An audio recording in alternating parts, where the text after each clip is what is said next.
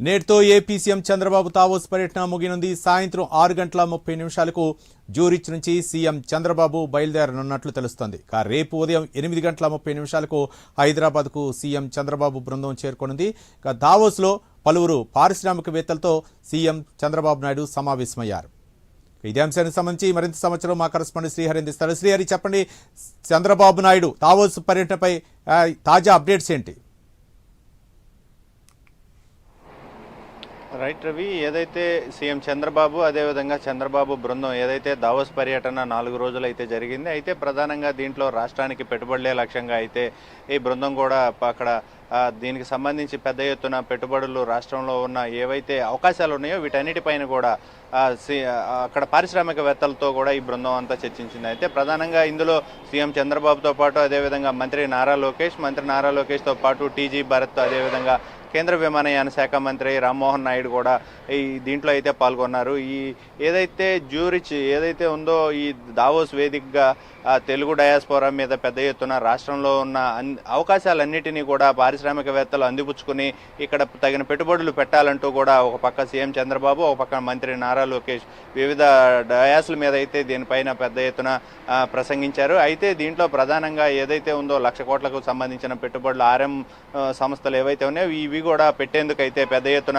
ఆశావాహం చూపిస్తున్న పరిస్థితి అయితే కనబడతా ఉంది. అయితే దీంట్లో ప్రధానంగా చూసుకున్నట్లయితే రాష్ట్రంలో ఏవైతే అటు విద్య, వైద్య, అదేవిధంగా అగ్రికల్చర్, అదేవిధంగా ఫార్మాతో పాటు ప్రధానంగా హాస్పిటాలిటీతో పాటు టూరిజం వీటన్నిటిపైన కూడా పెద్ద ఎత్తున పెట్టుబడులు పెట్టేందుకు అవకాశాలు ఉన్నాయి. వాటన్నిటిలో కూడా తగిన రాయితీలు కల్పిస్తూ ప్రభుత్వం ఏదైతే ఒక ఎస్క్రో అకౌంట్ ద్వారా సంస్థలన్నిటినీ కూడా ఇక్కడ పెద్ద ఎత్తున పెట్టుబడులు పెడుతూ వాటన్నిటినీ మరింత వేగవంతం చేసే ఒక ప్రణాళికతో అయితే ముందుకు వెళ్తుంది. అయితే ఈ నేపథ్యంలోనే గతంలో చూసుకున్నాం, వైశాఖ వేదికగా కూడా 20 లక్షల కోట్ల రూపాయల పెట్టుబడులకు పెద్ద ఎత్తున జీవోలు అయితే కుదుర్చుకున్న పరిస్థితి. వాటిలో ఇప్పటికే పెద్ద ఎత్తున ఎంఓయూలతో పాటు గ్రౌండ్ అయిన పరిస్థితి. వాటిలో 16 లక్షల ఉద్యోగాలు ఇప్పటికే నిరుద్యోగ యువకులకైతే పెద్ద ఎత్తున ఉద్యోగ కల్పన ధ్యేయంగా అయితే పనిచేస్తున్న పరిస్థితి.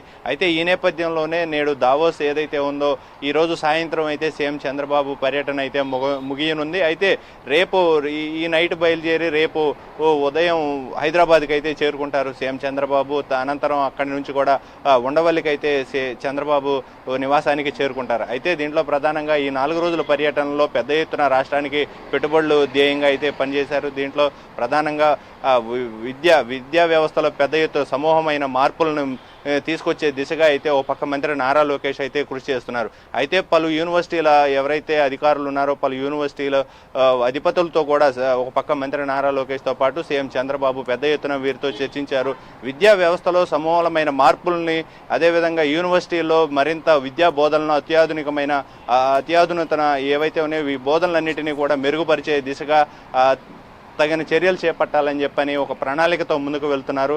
అయితే ఈ నేపథ్యంలోనే విశాఖ చెన్నై కారిడార్ ఏదైతే ఉందో విశాఖ చెన్నై సముద్ర తీర ప్రాంతంలో కూడా ఏదైతే డ్రోన్ సిటీని ఏర్పాటు చేయాలి, అదేవిధంగా సముద్ర గస్తీని పెంచాలి. దీంతోపాటు ఫుడ్ ప్రాసెసింగ్ యూనిట్లు, అదేవిధంగా సెమీ కండక్టర్లు ఏవైతే ఉన్నాయో వీటన్నిటిని నిర్మాణాలతో పాటు అదేవిధంగా సెల్ ఫోన్ తయారీ రంగంలో కావలసిన పరికరాలు, అదేవిధంగా టీవీ ఎలక్ట్రానిక్ ఏవైతే ఉన్నాయో వీటన్నిటికీ సంబంధించిన పరికరాల తయారీ యూనిట్లను కూడా ఏర్పాటు చేయాలని చెప్పని సీఎం చంద్రబాబు అయితే ఈ పెట్టుబడిదారులకు అయితే సూచించారు. వీటన్నిటికీ కలిపి పెద్ద ఎత్తున రాయితీలు, రాష్ట్రంలో ప్రభుత్వం తరపు నుంచి రాయితీలు, కావలసిన అనుమతులు, అదేవిధంగా వారికి కావలసిన ఫెసిలిటీస్ అన్నిటినీ కూడా ఏర్పాటు చేస్తున్నామని చెప్పని అయితే సీఎం చంద్రబాబు, ఒక పక్క మంత్రి నారా లోకేష్ అటు కేంద్రం నుంచి రావాల్సిన అనుమతులైనా కానీ ఇటుకి రాష్ట్రం నుంచి రావాల్సిన అనుమతులైనా కానీ ఏవైతే ఉన్నాయో వీటన్నిటినీ కూడా త్వరితగతిన అందించి తగిన ప్రోత్సాహకాలు, తగిన ప్రోద్బలం అందిస్తామని చెప్పని వారైతే స్పష్టం చేసిన పరిస్థితి కనబడతా ఉంది.